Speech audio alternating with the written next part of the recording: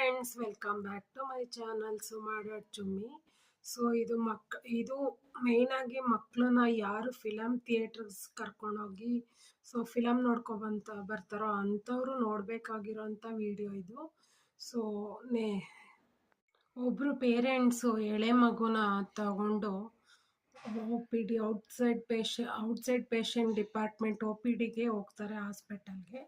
ಅಲ್ಲಿ ಮಗು ಯಾಕೋ ಚಿಟಿಕೆ ಹೊಡೆದ್ರೂ ಅಂದರೆ ವಾಯ್ಸ್ ಕೇಳಿಸ್ಕೊಂಡ್ರೂ ರೆಸ್ಪಾಂಡ್ ಮಾಡ್ತಾ ಇಲ್ಲ ಅಂತ ಹೇಳ್ತಾರೆ. ಬಟ್ ಮುಂಚೆ ಎಲ್ಲ ಚೆನ್ನಾಗಿತ್ತು, ಸೌಂಡ್ ಎಲ್ಲ ಅಬ್ಸರ್ವ್ ಮಾಡ್ತಾಯಿತ್ತು. ಬಟ್ ಇವಾಗ ಯಾಕೋ ಸೌಂಡ್ಗೆ ರಿಯಾಕ್ಟೇ ಮಾಡ್ತಾ ಇಲ್ಲ ಅಂತ ತೋರಿಸ್ಕೊತಾರೆ ಹಾಸ್ಪಿಟ್ಲಲ್ಲಿ.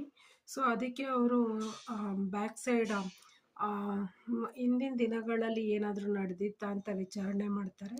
ಮಗು ಬ್ಯಾಕ್ ಸೈಡ್ ಡೇಸಲ್ಲೆಲ್ಲ ಚಿಟಿಕೆ ಹೊಡೆದ್ರೂ ರೆಸ್ಪಾನ್ಸ್ ಮಾಡ್ತಾಯಿತ್ತು, ಕಾದ್ರೂ ಆ ಕಡೆ ಒಂದು ದೃಷ್ಟಿ ಕೊಡ್ತಾಯಿತ್ತು, ಮತ್ತು ಯಾವುದೇ ಸೌಂಡ್ ಬಂದರೂ ಅಲರ್ಟ್ ಆಗ್ತಾಯಿತ್ತು. ಬಟ್ ಯಾಕೋ ಈಗ ಸ್ವಲ್ಪ ದಿವಸದಿಂದ ಮಗು ಸೌಂಡ್ಗೆ ಇದು ಏನು ರಿಯಾಕ್ಟ್ ಮಾಡ್ತಾ ಇಲ್ಲ.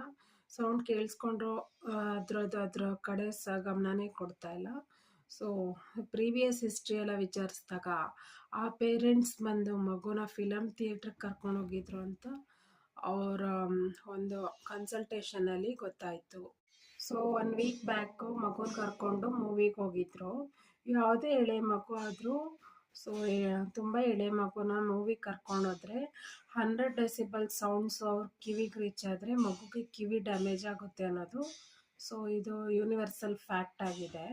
ಸೊ ಅವರು ಅದನ್ನು ಗೊತ್ತಿಲ್ಲದೆ ಕರ್ಕೊಂಡೋಗಿದ್ದಾರೆ.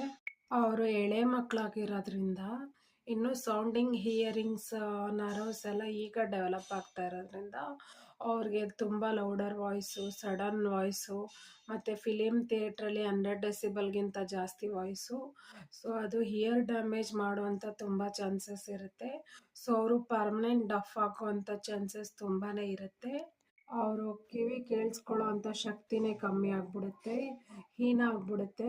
ನಾವೇನು ಹೇಳ್ತೀವಿ ಡ್ಯಾನ್ಸ್ ಮಾಡ್ತಾ ಇದೆ ಅಂತ ಮಗು ಇನ್ನೂ ಜಾಸ್ತಿ ಸೌಂಡ್ ಕೊಟ್ಟು ಡ್ಯಾನ್ಸ್ ಎಲ್ಲ ಮಾಡಿಸ್ತೀವಿ. ಅದು ಸಮ್ಟೈಮ್ಸ್ ಡಿಸ್ಅಡ್ವಾಂಟೇಜಸ್ಗೆ ಲೀಡ್ ತಗೋಬೋದು. ತುಂಬ ಡ್ಯಾನ್ಸ್ ಆಡ್ತಾ ಇದೆ ಅಂತ ಕಿವಿ ಹತ್ರ ಇಯರ್ಫೋನ್ ಹಾಕ್ಬಿಟ್ಟು ಕಿವಿಗೆ ಕನೆಕ್ಟ್ ಮಾಡಿಬಿಟ್ಟು ಇಡೋದು. ಬಟ್ ಅದು ಪರ್ಮನೆಂಟ್ ಕಿವುಡತ್ವ ಬರೋವಂಥ ತುಂಬ ಚಾನ್ಸಸ್ ಇರುತ್ತೆ. ಮಗುಗೆ ಕಿವಿಗೆ ತುಂಬ ಸೌಂಡ್ ಹೋಗೋದ್ರಿಂದ ಕಿವಿ ಪರ್ಮನೆಂಟಾಗಿ ಹೋಗುವಂಥ ಚಾನ್ಸಸ್ ತುಂಬ ಇರುತ್ತೆ.